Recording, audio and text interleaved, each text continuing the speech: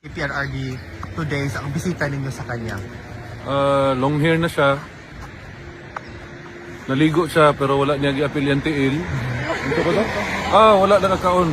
Panood to kay natulog lang siya all morning. Antod ni abot ni dito pa ni bangon. Motoy sulti sa security so wala maka-lunch. Marami pong mga kababayan natin ang Tulong na lang eh. Sir. Ganahan pagkatawag congressman? Correct. Ha?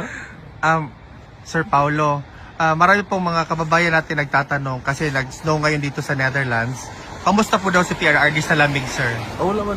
Okay man ang temperature sa sulod. Okay. Kontrolado man ang temperature na may mga heater po ang ilang mga kwarto. Pati lang itlog na heater. Kamusta yung ano mo, sir? Kamusta yung adjustment mo sa weather from tropical weather to... Ay, anad na ni sa Davao. Mga taga Davao, bugnawon ba kami? Di ba? Bugnaw, maging Davao. Sila rin may init. Correct. Hit pa more. Ano po yung masasabi nyo sa 2026 na marami talaga pinaghahandaan kayo ng mga detractors na ang pamilyang Duterte ay aatakihin nila, lalong-lalo na yung kapatid mo na si Vice President Inday Sara Duterte? Di lang ta mag-story about governance, politics, kay how man kuno sila ana, no? So, kung na sila ay attack buhaton sa mo, di andam eh. Andam lang. Kang kidigira ilaha, amo pader, ana lang gud.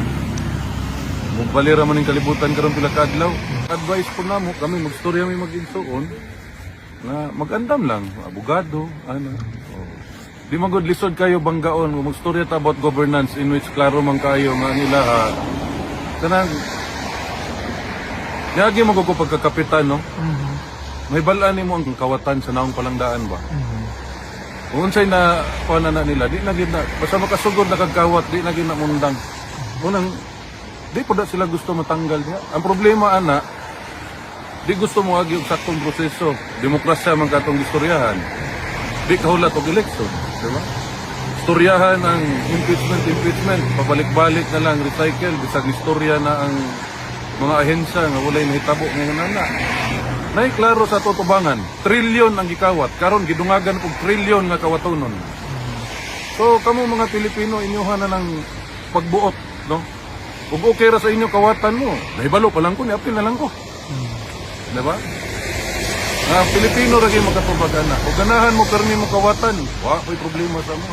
Mo maghilom ra man may mga Duterte skilid. Ay lahi labtik kay matamakan nga sobra mamaak mga ni iro. Correct.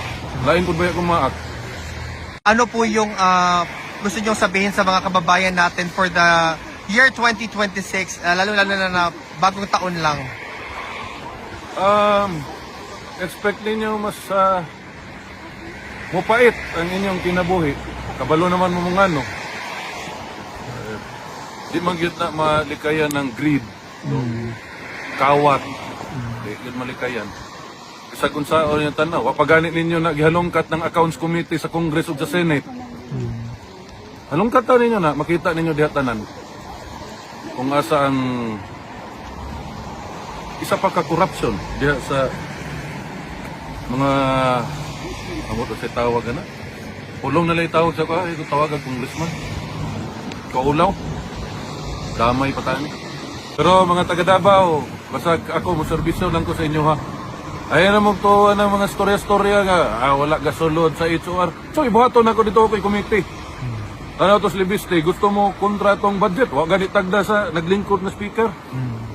Ayan magtuwa na ilahang mga pakyot-kyot ng mga... Ano kasi tawagan na nila, hindi naman na... Kakrots?